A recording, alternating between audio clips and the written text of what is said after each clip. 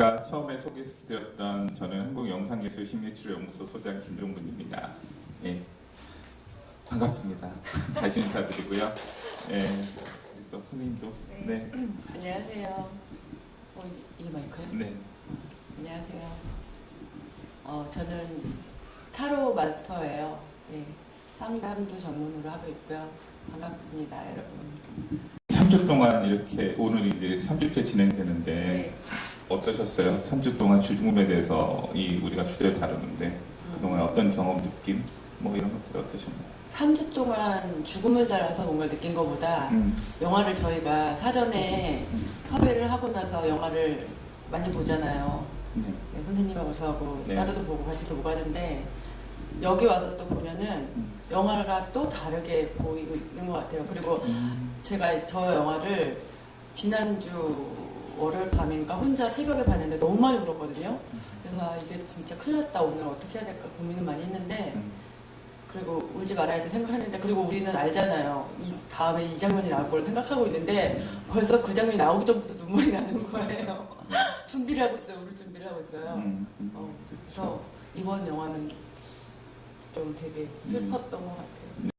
그 세상에서 가장 아름다운 이별은 드라마도 방영이 됐었고 그다음에 또 영화로 나오면서 제가 그 죽음과 관련된 주제라든지 가족에 관련된 주제를 가지고 있을 때 가장 많이 이 영화를 다루는 편입니다. 그래서 저도 아마 이 영화를 본 게, 이 영화도 벌써 수십 번을 본 것 같아요.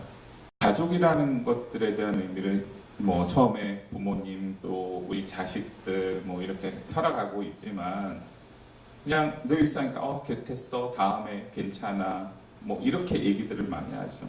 아까도 엄마가 뭐였나요? 나 사이버 대학 가야 되니까 컴퓨터 언제 가르쳐? 그래, 나중에 엄마 죽거든. 근데 아들이 되게 그 말이 되게 찡한 것 같아요. 엄마는 안 죽어. 엄마란 존재 자체는 안 죽어라는 게 언젠가는 물론 돌아가시겠죠, 그죠?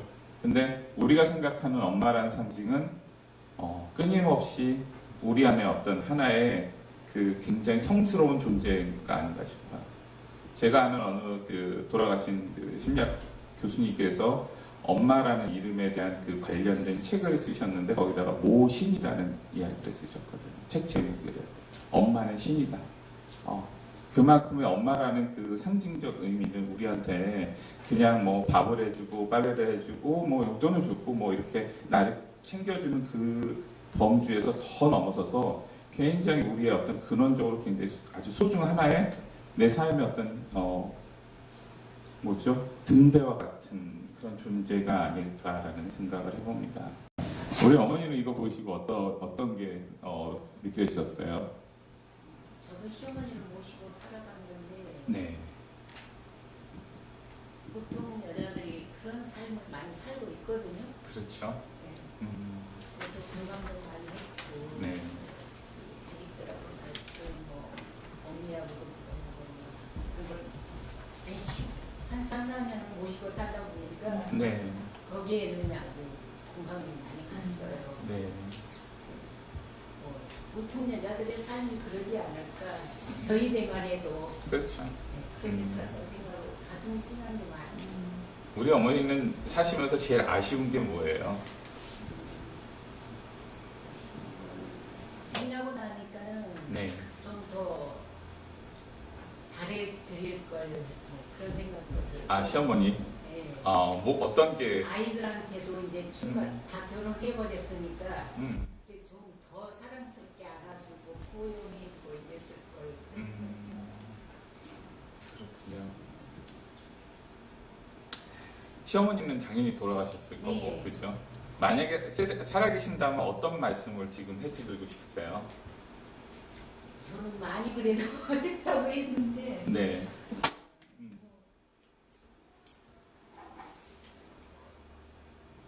좀 아쉬운 거는 만약 지금 눈앞에 있다면 네. 내가 하지 못했던 말 중에 제일 해보고 싶은 말이 어떤 말씀이시죠? 좀 더 이렇게 손 잡고 네. 어머니가 제 시어머니가 되주셔서 참 고맙다고 그런 얘기도 다 하고 싶어요. 네. 그래도 많은 우여곡절은 있으셨겠지만 그런 마음을 가질 수 있으셨다는 게 굉장히 그 시간들이 아주 의미 있었던 시간이셨을 것 같아요. 그럼에도 불구하고 또 우리는 아직도 풀지 못하시는 분도 많죠, 그죠? 그렇죠. 또 우리 그 앞에 우리 개근상을 타실 예비 우리 젊은 선생님께서는 어떠셨어요? 저는 요 영화를 네. 드라마는 안 보고 연극을 연극으로도 얘기 말씀. 그때도 김갑수 씨가 주인공했었던 것 같은데 네. 연극보다 어쨌든 영화가 훨씬 치밀하고 네. 촘촘하고 훨씬 더 공감이 갔고요. 네. 그리고 이제 배종옥이 옛날 어머니 상이셔서 너무 네. 참고만 살아오시고 너무 착하게만 살아오시고 너무 좀 수동적으로 살아오셔서 현대 여성의 시각으로 봐서는 너무 안타깝더라고요. 자기 병을 자기가 키웠구나 이런 생각이 들어가지고 이 어머니 같은 분들은 요즘은 장기요양 보험도 되고 하니까 이렇게 요즘 뭐 많이 이렇게 데이케어 뭐 이런 시스템도 있거든요. 그런 것도 있고 아니면 요양병원에 모실 수도 있고 요즘은 요양병원에 모시는 게 불효가 아니거든요. 훨씬 더 전문적이고 그런데 되게 보면서 배종옥의 삶을 봤을 때 또 수술을 하겠다 말겠다 이런 것도 본인이 결정한 게 아니라 남편이 결정해가지고 개복을 했다가 다시 손 쓸 수 없게 그렇게 돼버리고 이런 수동적인 여성의 삶이 현대 여성의 시각으로 봤을 때는 너무 안타까웠어요. 근데 그 시대를 살았던 어머니 입장으로서는 어쩔 수 없는 삶이었겠구나라는 생각은 들었지만 젊은 여성으로서는 몹시 안타까웠습니다. 저기 나오는 영화의 인물 중에요. 선생님 어떤 인물이 제일 많이 이렇게 와닿으셨어요? 뭐 불편했거나 아니면 내 어떤 인물이 가장 그 중에 하나를 꼽아봤잖아요. 꼽자면. 와닿는다? 어떤 인물이 제일 선생님한테 가장 배종옥이 제일 와닿긴 했는데 그러니까 이해는 되는데 좀 안타까웠어요. 안타까웠어요. 방법을 찾아주고 싶죠. 네, 방법을 해결 방법을 찾아주고 싶어요. 왜 이렇게 사는 이런 어머니 이렇게 사시지 않으셔도 됩니다. 굳이 이렇게 안 사셔도 됩니다. 더 행복하게 사실 수 있습니다. 편한 방법이 있는데. 그렇죠.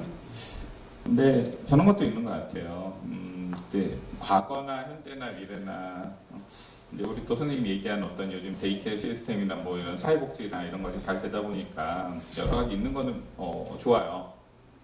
굉장히 심플하고 뭐 이럴 수는 있는데 그런 잘 되어져 있는 제도적 시스템이 우리는 과연 가족이라는 그 정체성을 보호하고 있는가? 아니면 오히려 가족이라는 어떤 하나의 정체성, 우리 오랫동안 가졌던 가족이라는 정체성을 무너뜨리고 있지는 않은가. 한번 그런 관점에서도 생각해볼 필요는 있을 것 같아요. 어느덧 우리는 예전에 이제 어르신들도 살고 아이들도 살고 이렇게 대가족 제도에 설 때는 오히려 완충적인 것들이 있었죠. 엄마들이 아이들을 처음 키울 때는 잘 모르잖아요. 처음 부모가 됐는데 우리 응답하라 1988에 보면 또 우리 선생님 사시는 동네시기도 하시죠. 그 응답하라 1988에 보면은 성동열 씨가 나와서 이런 얘기를 하죠. 처음에 덕선이한테 뭐 생일 케이크 때문에 얘기 나오면서 아빠가 처음이잖냐. 아빠도 처음이고 그래서 아빠도 잘 모르고 실수할 때가 있다 이런 얘기를 하죠. 그런데 이 대가족 구조에서 있다는 건 뭐냐면 이미 경륜이 있는 우리 어르신들이 보면 이 약간 미숙한 초보 부모의 그 부분들을 메꿔주었던 역할을 했죠. 근데 어느덧 우리나라는 그 서양적 구조 시스템이 들어오다 보니까 아파트 안에 들어가고 핵가족화가 되다 보니까 점점 그런 구조가 다 무너지기 시작하는 거죠. 가족 간에도 무너지고 이웃 간에도 무너지고요. 그러다 보니까 어찌 보면 좋은 제도가 아니라 고육직책으로 그런 제도 시스템에 우리는 의지할 수밖에 없는 상황에 오지는 않았는가. 과연 우리는 우리의 의지대로 좀 이렇게 노력해서 갈 수는 없을까라는 생각도 또 하나 들어보는 생각이기도 합니다. 물론 역행하고자 하는 마음은 아니에요. 그 예전에 김재학 선생님이 돌아가시면서 암으로 돌아가셨잖아요. 김재학 선생님 차라리 이제 그 얘기를 하셨더라고요. 기사에서 이 뭐가 나왔냐면 내가 그 암에 걸린 거에 되게 감사하게 생각한다.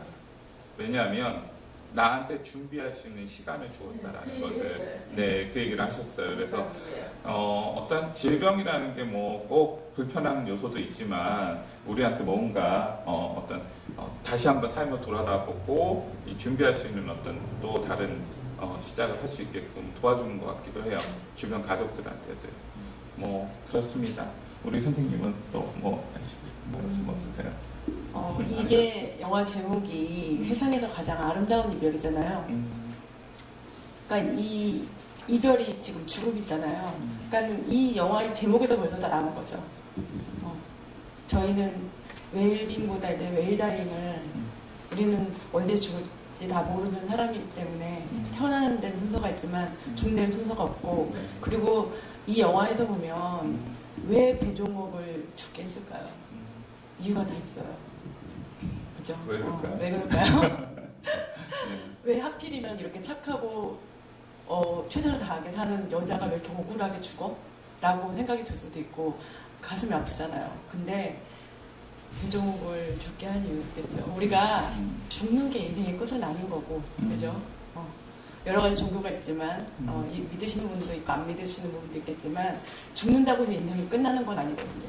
죽은 다음에는 다시 우리가 어떻게든 다시 네. 돌아가는 방법이 있기 때문에 배종옥은 정말 좋은 곳으로 갔겠죠. 네. 그렇죠. 그러게요. 예. 네. 그 나중에 이제 저에게 김갑수 씨가 저에게 나오죠. 마지막에 나 언제 생각날 거야 하니까 지지미를 할 때, 설날 때 그러고 보니까 다 사소한 것들이에요. 그죠? 일상에서 너무나 사소한 것들이 누군가 그 문제 해결이 다는 아니지만 이게 선생님 문제 해결은 그 딸이 가장 포커스가 오셨어요. 안타까우세요. 그 남자랑 살았으면 좋겠으세요, 그건 선생님? 모르죠. 들어가봐야 돼. 아니, 그러니까 선생님의 입장에서 본다고. 선생님이 배종옥이라 한다면. 아니 우선 문제 파악도 해야죠. 그러니까 그게 아쉽다고 말씀하셔서. 그래서 살았는데 그냥 무조건 포기할 게 아니라 무슨 문제인지를 파악하고 나서 진짜 포기할 건지 아니면 그러지 않을 건지. 거기 그 장치가 나오죠. 그 남자의 집에 이제 여행 가족들 가게 돼서 보면서 그 가지런히 놓여 있는 그런 것들 있죠. 네. 넥타이와 이거. 자기 집에 가니까 엄마가 해놓은 이것들이 있죠. 그걸 보면서 이 사람은 아마 다른 생각을 했었을 거예요. 내 삶의 어떤 기준선과 내가 지금 어느 방향에 지금 어떤 레일에 타고 있는가라는 것들을 한번 돌이켜보고요. 그 다음에 그 친구가 그것에 대해서 물론 그럴 수 있어요. 그 다음에 또 그 선택을 할 수도 있어요. 있고 또 아니면 또 반대적 선택을 할 수 있는 건데 하여튼 이 사람한테 입장에서 그것이 보였다라는 것이 의미가 있겠죠. 근데 그 해결은 배종옥도 해줄 수 없을 것 같아요. 부모가 해결해 줄 수 있는 건 글쎄요. 아까 그 얘기하죠. 내가 나고 네가 곧 엄마와 그 주방에서 이렇게 끌어안으면서 얘기했었나요? 차 안에서 마지막으로 했죠. 그냥 존재로 얘기하는 거죠. 딸로서 해결해 준다라는 그런 측면이 아니라 그냥 그 딸의 그냥 삶의 자기의 어떤 삶을 존중해 주는 거. 그냥 스스로 그 과정에서도 시행착오를 하면서 전 그것도 되게 부담스럽더라고요. 아니 내가 너라고 하는 제가 여자 입장에서 봤던 적에는 그 장면이 나오잖아요. 그러니까 가니까 넥타이하고 세트로 되어 있고 넥타이도 이렇게 있던 모습이 자기 엄마가 남편한테 하는 모습이에요. 엄마가 남편을 얼마나 사랑하는지를 아는 거예요. 그 모습을 와이프한테 본 거예요. 그러니까 그걸 보고 나서 딸이 단정을 딱 깨우셨어요. 그렇죠. 그게 그러니까 부부의 그 사랑하는 부부. 이 남편은 나를 사랑할 수도 있고 와이프를 사랑할 수도 있고 둘 다 사랑할 수도 있어요. 근데 이 아내는 남편을 사랑한단 말이에요. 진심으로. 왜냐면 자기 엄마가 남편을 진심으로 사랑하니까. 그걸 본 거예요. 그 장면에서. 그리고 그걸 깨달은 거지. 그리고 이 친구가 사랑을 하는데 내가 우리 엄마가 아버지한테 해주는 걸 나는 이 사람한테 해줄 수가 없거든. 이제 해줄 수 있어도 하면 안 하여튼 그러니까 이미 이제 어떤 그 영역이 있으니까 현재 상황에서는 자기가 그렇게 자율적으로 해줄 수 있는 상황은 아니라는 거죠. 그래서 이제 어떤 것들인 것 같아요. 어떤 우리가 마음이 뜬 거네요. 벌써. 마음이 떴다고요? 그러면 그런 거죠. 그러니까 중요한 건 엄마의 죽음을 통해서 자기가 지금 어디 위치에 있는지를 한번 다시 돌아보게 된다는 거예요. 근데 그거는 그 다음의 선택은 본인의 근데 선택이죠. 엄마가 너가 이거 되게 부담스러운 얘기잖아요. 왜 그랬어요? 아니 저 다른 삶은 제가 다른 가치관인데 네. 내가 너라고 얘기하는 건 그냥 감정적으로는 받아들일 수 있지만 딸한테는 굉장히 부담이 됐었어요. 내가 살면서. 부담이라기보다는 이렇게 생각해보면 어떨까요? 엄마라는 네가 어떤 모습으로 어떻게 살던 네 안에서 엄마가 늘 살아있어. 너를 지지해줘. 네가 어떤 모습이라도. 수호신으로. 예를 들자면 그렇잖아요. 만약에 거꾸로 선생님이 따님 있어. 따님이 있는데 그 어떤 누구나 그런 상황에 있다고 치자고요. 그랬을 때 그냥 아무렇지 않으시 이렇게 바라보실 수 있는 분은 대부분 그렇게 많지 않아요. 머리끄댕이 잡아 당기든 뭐가 됐던 어떤 상황을 제스처를 취하잖아요. 근데 가장 이성적으로 대처를 했어요. 배종 같은 경우는. 아들도 마찬가지잖아요. 임신하고 했잖아요. 하는데 불러다 놓고 다음에는 아이 띄지 마. 어떤 아주 굉장히 있잖아요. 헌신적이고 자기를 내어놓고 사는 것 같긴 하면서도 아주 굉장히 어떤 그 상황에서는 굉장히 이성적으로 대처하는 부분도 있어요. 근데 하여튼 저희가 이거 가지고 여기서 모는 조각조각 있는 것들에 대해서 이게 옳다 그르다라는 것보다 중요한 건 우리 선생님께서 따님의 그 입장에 대한 것들이 내가 그 부분에 내가 포커스 되니까 중요한 건 이거예요. 오늘 이렇게 영화 보시고 이제 이 시간이 거의 다 돼서 저희가 좀 정리를 해야 되는데 영화를 보시면서 뭐냐면 이 내용이 맞다 아니다 기승전결보다 더 중요한 건 저희의 목적은 뭐냐면 이 영화의 어떤 장면의 부분이 나한테 왜 와닿고 만일 나라 그리고 만일 나라면 어떻게 할 것인지라는 것을 생각해보고 떠올리시는 게 여러분들이 이 시간 이후에 가져가서 여러분들의 과제입니다. 우리가 이 영화 힐링을 하는 것들 중에 하나는 조금 첫 번째는 자, 한번 어디서 우리 어머니 울고 싶은데 못 울으셨잖아요. 근데 막상 여기 와서 하다 보면 우리가 울 수 있잖아요. 그죠? 울 수 있는 자유를 줄 수 있는 공간이기도 하고요. 두 번째는 내가 울어서 마음이 좀 가벼워지고 나니까 그 안에서 올라오는 내 기억들 있죠. 그 기억들을 떠올려서 내가 내 삶에서 이걸 어떻게 가장 합리적으로 나를 위하고 또 나를 위한 내 주변 사람들 위해서 어떻게 살아갈 건지에 대한 이런 좀 삶에 정리하는 시간과 순간이 되셨으면 가장 좋겠다는 생각을 하고요. 이 얘기가 있어요. 이거는 소설, 이 세상에서 아주 아름다운 소설도 나와 있거든요. 소설의 문구 중에 이런 말이 나옵니다. 제가 잠깐 읽어보겠습니다. 죽는다는 것, 그건 못 보는 것이다. 보고 싶어도 평생 못 보는 것. 만지고 싶은데 못 만지는 것. 평생 보지도 만지지도 못하고 목소리도 들을 수 없는 것. 그것이 바로 죽음이라는 이름의 지독한 이별인 것이다. 라고 얘기를 하죠. 그러기 때문에 이런 얘기하죠. 있을 때 자라라고. 자, 우리 스님들 마지막으로 한번 정리해 주시죠. 너무 시간이. 네, 다 돼서 간단하게 한번. 다음 주에도 되게 재밌는 영화 많이 하니까 꼭 오시고요. 오늘 영화가 좀 길었고 그래서 다음에는 얘기를 더 많이 할 수 있는 기회를 드릴게요. 네. 다음 주에 꼭 뵙겠습니다. 네. 한 주 동안 건강하게 잘 지내세요. 네, 수고하셨습니다.